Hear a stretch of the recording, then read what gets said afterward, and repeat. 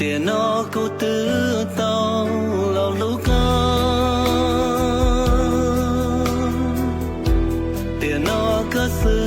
thế yo tôi cùng nhau tiền nó thế yo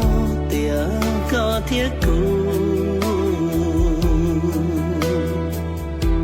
tiền nó yêu lưu cái lần xưa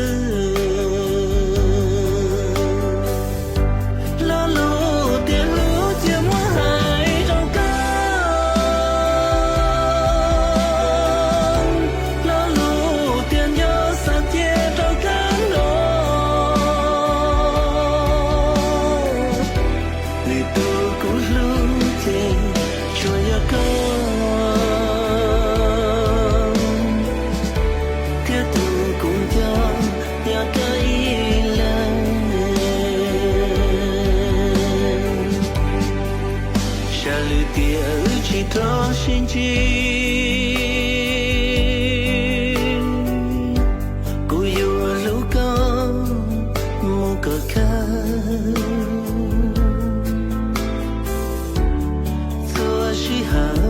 yêu chín trong cao có chỉ nhau lúc có trao tiền nó